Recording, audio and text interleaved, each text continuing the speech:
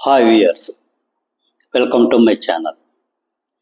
ఈరోజు మన ఛానల్లోని ఒక 3-4 రోజుల క్రితం మన ముఖ్యమంత్రి శ్రీ చంద్రబాబు నాయుడు గారు వారిచ్చిన హామీలను అమలుపరచడం అనేది కొద్దిగా డిలే జరుగుతుందని చెప్పి, ఆ డిలే కారణాలు ఏమిటంటే గత ప్రభుత్వం కనీ విని ఎరుగని రీతిలో అప్పులు చేయడం జరిగింది.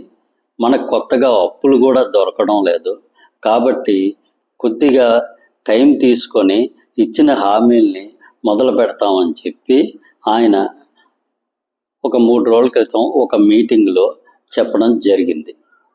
అసలు ఇక్కడ ఏం జరుగుతుంది, దీని గురించి ఈరోజు మనం కొద్దిగా డిస్కస్ చేద్దాము. ప్రస్తుతం రాష్ట్ర ఆర్థిక పరిస్థితి దృష్ట్యా మనకి కొత్తగా అప్పులు తీసుకురావడం కూడా జరగడం లేదు. గత ప్రభుత్వం చేసిన అప్పుల వల్ల ఆ డబ్బు ఎక్కడికి పోయిందో ఏమైందో అది కూడా అర్థం కావటం లేదు.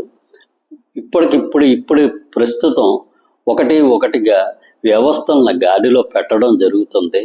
ఇవన్నీ స్ట్రీమ్ లైన్ జరిగిన తర్వాత అప్పుడు మనకి పూర్తి అవగాహన దొరుకుతుంది మన ఆర్థిక పరిస్థితి మీద. అప్పుడు హామీలు ఒకటిగా పూర్తిగా అమలు చేయడం జరుగుతుందని ముఖ్యమంత్రి గారు చెప్పారు.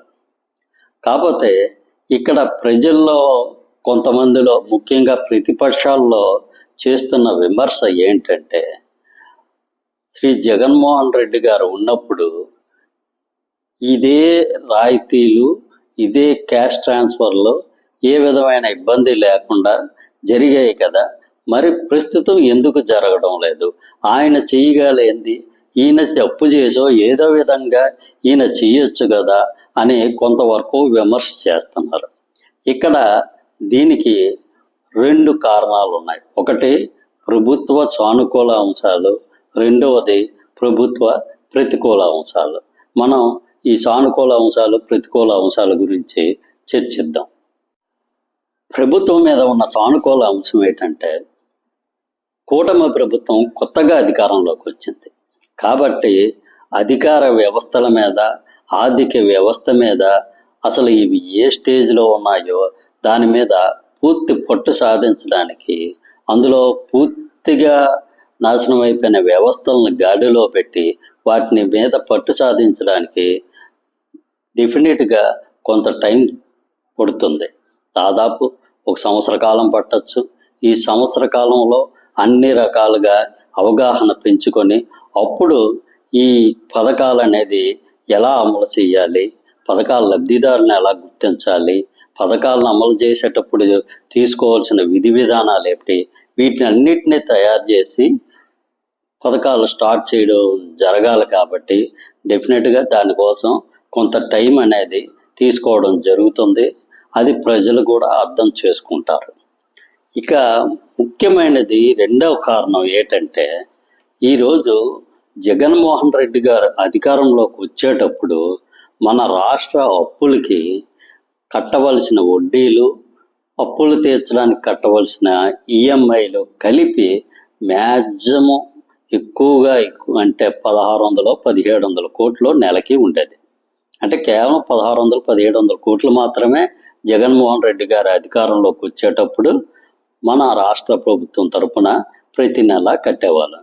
కానీ ప్రస్తుతం ఎంత కడుతున్నామంటే దాదాపు 6,000 కోట్ల రూపాయలు ప్రతి నెల వడ్డీల కింద కట్టడం జరుగుతుంది. ఈ మధ్యకాలంలో మనకి రాష్ట్ర ఆర్థిక వ్యవస్థ ఏమీ పెరగలేదు. అప్పుడు ఉన్న రాబడే, అప్పుడున్న ఎంత రాబడి వస్తుందో ఇప్పుడు కూడా అంతే రాబడి వస్తుంది. మన ఆర్థికంగా మన రాష్ట్రం ఏ విధమైన అభివృద్ధి చెందలేదు. కాబట్టి అప్పుడున్న రాబడి మీదే ఇప్పుడు కూడా అదే రాబడి వస్తున్నప్పుడు, అప్పుడు 1600-1700 కోట్లు ఖర్చు పెట్టడం, ఇంట్రెస్ట్లకు ఖర్చు పెడితే ఇప్పుడు 6,000 కోట్లు ఖర్చు పెట్టడం వల్ల అది ప్రస్తుత రాష్ట్ర ప్రభుత్వం మీద చాలా భారీ ఎత్తున భారం మోపబడడం జరిగింది. దానివలన కూడా కొంతవరకు డిలే జరుగుతుంది. అంటే ప్రస్తుతం ఆర్థిక వ్యవస్థను గాడిలో పెట్టి భారీ ఎత్తున రాబడి పెంచుకుంటే తప్ప ఈ రాయితీలకి అవసరమైన నిధులు సమకూర్చుకోవడం కొద్దిగా కష్టతరంగా మారింది.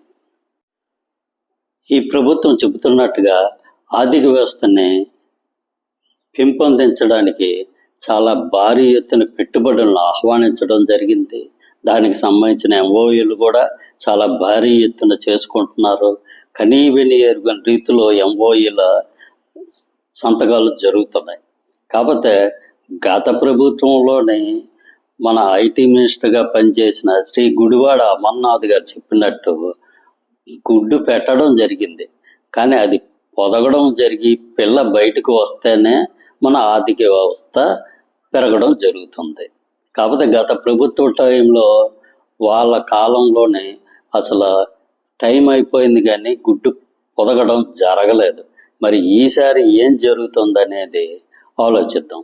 ఎప్పుడైనా ఫలితాలు వచ్చిన తర్వాతే మనం దాని గురించి ఒక సానుకూల దృక్పథంలో ఉండాలి. ఓన్లీ ఎంఓయూలు చేసుకున్నంత మాత్రాన్ని సరిపోదు. వాటి ఇంప్లిమెంటేషన్ జరిగితేనే మన ఆర్థిక వ్యవస్థ అనేది గాడిలో పడుతుంది. ఇక ప్రభుత్వం మీద ఉన్న ప్రతికూల అంశాలు ఏమిటంటే, ప్రభుత్వం ఎలక్షన్లో వెళ్ళినప్పుడే గత ప్రభుత్వం భారీ ఎత్తున అప్పులు చేసిందని క్యాంపెయిన్లో చెప్పడం జరిగింది. ఈరోజు ఇది కొత్తగా జరిగింది కాదు. అంటే ప్రభుత్వాలకి ఆల్రెడీ ఈ ఆర్థిక వ్యవస్థ మీద ఒక అవగాహన ఉంది. అయినా సరే వాళ్ళు రాయితీలు ఇస్తామని చెప్పారు. కాబట్టి ఇప్పుడు గత ప్రభుత్వం అప్పులు చేస్తుంది అనే సాగు చూపించి రాయితీల్ని పూర్తిగా డిలే చేస్తే ప్రజల్లో ఒక విధమైన నెగిటివిటీ డెవలప్ అవ్వడానికి అవకాశం ఉంది. కాబట్టి వీలైన త్వరలో అన్నీ ఒకసారి కాకపోయినా ఒకటిగా పథకాలని మొదలెట్టడం చేస్తే బాగుంటుంది. ఇక రెండవది, ఈరోజు చాలా భారీ ఎత్తున అప్పులు చేసి ఆ డబ్బులు ఎటుపోయాయో, ఎక్కడి నుంచి ఎటు దారి మళ్లించారో, ఏ విషయాలు అసలు ప్రభుత్వానికి అర్థం కావట్లేదని శ్రీ చంద్రబాబు నాయుడు గారు అదే మీటింగ్లో చెప్పారు. ఇక్కడ ఈ నిధుల దుర్వినియోగం, నిధుల దారి మళ్లింపు ఇవన్నీ ప్రభుత్వ అధికారులకి తెలియకుండా అయితే జరగదు. మరి అలాంటప్పుడు అధికారులు వాళ్ళ అధికారాన్ని అంతలా దుర్వినియోగం చేసినప్పుడు వాళ్ళ మీద యాక్షన్ తీసుకోవాల్సిన అవసరం కంపల్సరీగా ప్రస్తుత ప్రభుత్వం మీద ఉంది. మరి అలా జరుగుతుందా అంటే ఎక్కడా జరిగిన దాఖలాలు కనిపించటం లేదు. ఏ అధికారి మీద, ఏ ఆర్థిక శాఖకు సంబంధించిన అధికారి మీద కూడా ఇంతవరకు ఏ విధమైన యాక్షన్ తీసుకోలేదు. ఒక్క రూపాయి రికవర్ చేయడం జరగలేదు. ఇలా పూర్తిగా వదిలేస్తే ప్రభుత్వం మీద ఎంతో నమ్మకంతో భారీ మెజార్టీతో గెలిపించే ప్రజల్లోనే నిరాశ పెరిగిపోవడానికి అవకాశం ఎంతైనా ఉంది. ఇక ప్రభుత్వం సమర్థవంతంగా, పారదర్శకంగా పనిచేయాలంటే ఆ ప్రభుత్వం నిజాయితీగా ఉంటే సరిపోదు. ఆ ప్రభుత్వం అంతకుముందు చేసిన నేరాలు చేసిన వాళ్ళని పూర్తిగా చట్ట ప్రకారం శిక్షించిన రోజే మనకి మంచి పరిపాలన అందించిన వాళ్ళు అవుతారు.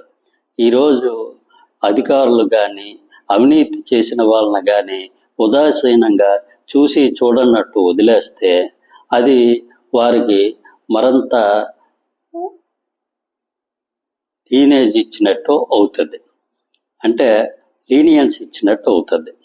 కాబట్టి ఇటువంటి వారి మీద చట్ట ప్రకారం చర్యలు తీసుకోవాలి, కక్ష సాధింపు చర్యలు కాకుండా.